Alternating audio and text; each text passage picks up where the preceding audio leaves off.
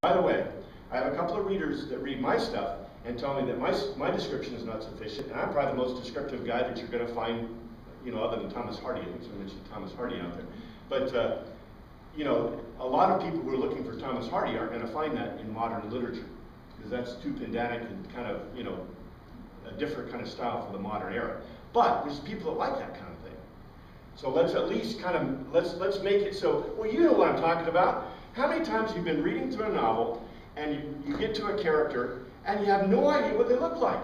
And they're maybe the main character. My technique, and I've written about it a couple of times, is I like to get to about the middle of the novel and re-give you another description through the eyes of another character, of a main character. Because that way, you've been going along the whole time and you've got an idea of what the character looks like. Well, I don't want to mess up what you may think, but it's really neat to show you what a character looks like through the eyes of another character. And that's a very advanced writing technique, in my opinion. But it really brings home to the reader, either, well, if you've written it right, the reader will say, oh yeah. If you've written it wrong, the reader may go, what? You know, but that's the point. Everything drives in your novel to that climax. And if you're thinking the right way, you'll set it right. Anyway, more is better. You can cut, you can edit later as necessary later. Once you establish the basics of where and when and who, you build your description in conversation and narrative. And I build with conversation. I don't like to use too much narrative at all. As most modern writers, because of the show don't tell, you guys have heard that, right, like to use conversation. I drive my novels with conversation, almost completely. And again, show us, don't tell us. In both conversation and narrative, don't tell us motivations, don't reveal everything. Show us what's going on in the scene and let it play out like in real life. This is another one of my rules. I don't show or tell everything. I want you to be seeing my characters just like you do real life. I don't know what you're really thinking. And even if you tell me, how do I know? But you see, if the author tells you everything that's going on in the mind of the characters, well, what's the fun in that? Right? Then you know exactly what's going to happen, right? I don't want that. I want you to be thinking all the time, well, what is that character going to do? I mean, I have an idea. I know what their character is. I know what their personality is like. I kind of have an idea how they might react. But if you can guess what my story's going to be, well, how can I build excitement? How can I build emotion in it? You see what I'm saying?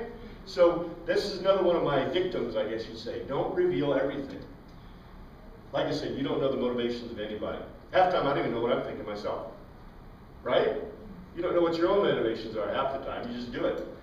Reality becomes real when the reader can see a situation but doesn't know the internal motivations of the actors. And that's true of all kinds of writing.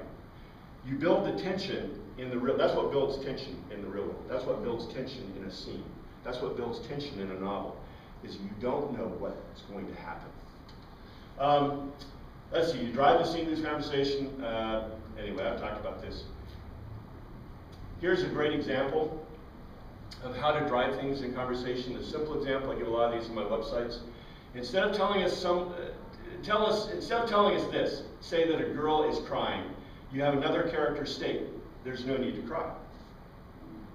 There's no need to cry. You see, that tells you, number one, the girl's crying. And I didn't have to tell you, the girl was crying. You see? At the same time, I tell you the observer. He may be trying to comfort her. You know, it depends on the words you use and how you express it. But you see this? Very powerful advanced technique in writing. Because I don't need to necessarily describe everything to you. I set the scene, I give the characters, I set the place, right? I set the characters, and then I use conversation to drive the narrative, to drive it. You don't always need to do that, but this is just an example. The output is the natural consequences of the events, and it's the input for the next scene. So for example, right, you have your input, you have your events, the output's the natural consequence, goes on to the next scene. And that's the point. So, you develop the input, the why, you set the scene with description, the why, you have events, conversation, narrative, and you have your output. And what comes next? I mean, very simple. If you can write a scene, if you can write a good scene, you can write a novel. Because each scene flows to the next scene, flows to the next scene, all the way to climax, and on So, as a reader, you can start to imagine the next scene, right? Because you're output. But the details have not been revealed, and that's the point. The plot is to build a pretext for the characters' continued interaction. So did you see what I said? Remember I talked about foreshadowing and illusion and all those things? What you do in your first scenes drives them. Drives the next scene, drives the next scene, drives the next scene, drives the next scene. What you're doing is you put in all these little things, these foreshadowings, these whatever, that would then drive the next scene. Next scene, next scene. They all come from the output, but they're focused on the events within that scene. I know that's getting a little complicated, but anyway. This interaction, this is what really gives play to future events and future things. The point is the events within the scene give the reasons for the scenes that follow. This is very important. I talked a little bit, most lately, about Deus Ex Machina and cliches. You guys, have you ever heard of Deus Ex Machina? That's the God machine. That's where, you know, all of a sudden you can't figure out how to solve a problem, so what do? You pluck the characters out with your God machine, right? You have some cliche. The Calvary come across. The latest one I had was, I hate it, Love at First Sight. That's the most cliched, most terrible Deus Ex Machina that I can imagine in any novel. But you see them, you know, especially in the Bodice Rippers, you know, a lot of romance novels. But let me tell you, you don't have to do that. If your first scene begins to talk a little bit about how some man or woman is interested in some other person, and the next scene builds that, and the next scene builds that, and the next scene builds that, guess what? You don't have a Deus Ex Machina, you don't have a cliche of love at first sight.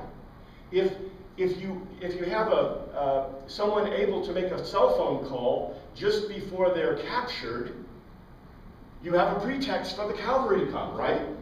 Do you see this? So good writing in good scene development helps make you be able to fix issues in the writing. But in any case, that's not, that's just with development, with scenes and how to fit them together. And anyway, I use, like I said, an outline. The first scene sets the chapter. The first scene in the novel sets the novel.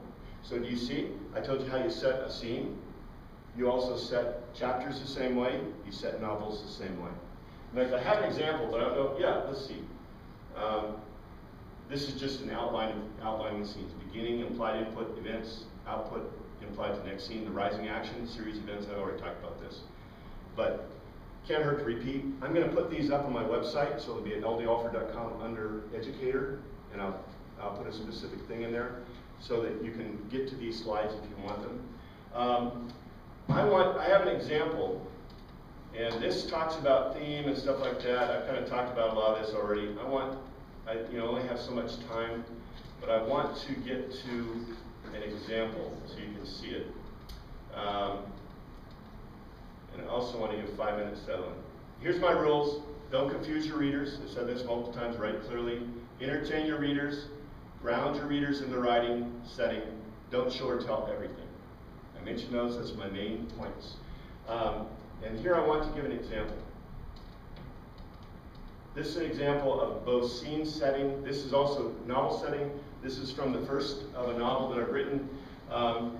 Catherine McCullough tugged at her soggy blouse. She was already soaked. The sun had barely crested the hills of the jungle treetops. The rainforest was heavy and green, bursting with vitality. Insects, birds, large animals were lifted up to repetitious calls with the rising sun. The aroma of the jungle was pervasive, and to Catherine's nose, everything seemed thick and cloying. It only made worse by the constant heat. Catherine was not immune to the smells yet either, the fragrance of the heat.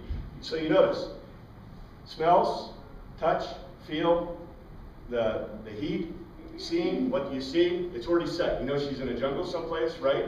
You already know what she feels. The air was full of moisture. Each breath seemed like it tried to strangle her. She was reminded of steam baths in Finland. Ooh, so you know she's been in Finland. There was no opportunity to run into the cold and dive in the freezing pool of water. There wasn't any air conditioning here, et cetera, et cetera, et cetera. She hated it, so different from her native Scotland and from her adopted country of England.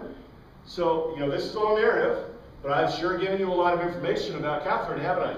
And yet I'm setting my novel. This is a whole novel. She liked to travel, she enjoyed the experience, she was just not used to the heat. James encouraged her and told her to keep at it. If they weren't there for a job, she would have left a week ago, but it was a job. See the World, the recruiting poster said. Well, she'd seen a lot of it, and it was about the only place she didn't like very much. Okay, so we set the scene. We got James, we got Catherine. Do you see how I've done this? I've given you a description, I've given you a narrative, I'm setting both the novel and the scene. James stepped on the veranda. Heat still bothering you, Catherine? Catherine didn't say a word. She pursed her lips and clenched her jaw. Ooh. You know what's happening, right? Something's happening. James turned around the rail and leaned against it. He was tall and handsome. Remember I told you, description.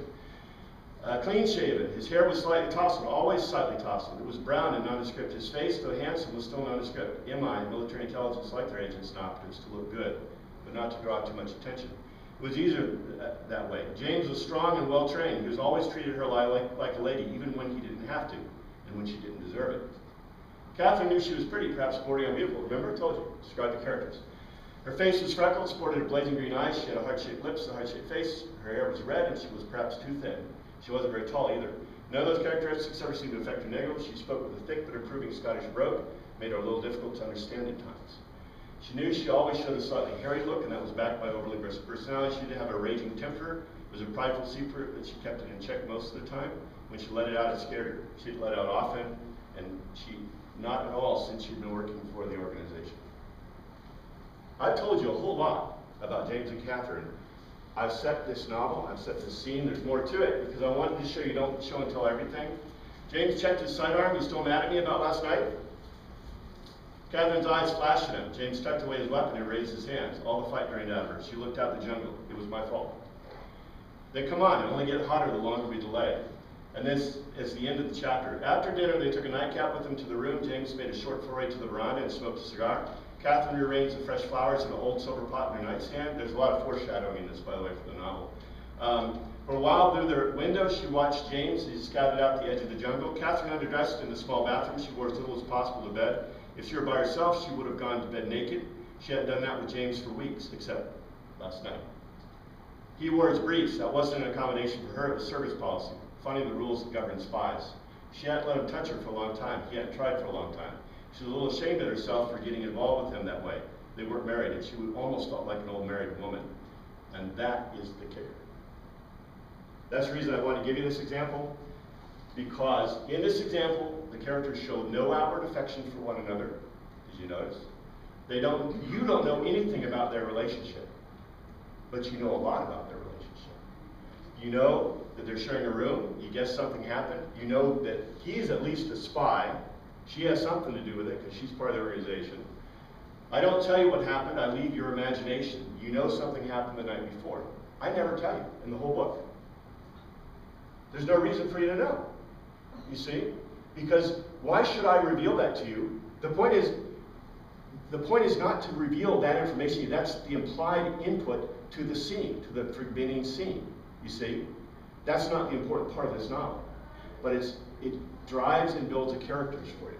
So, I could have described everything in its gory glory. I could tell you what they think about each other. I don't have to tell you what they think about each other. You can see it, right? See?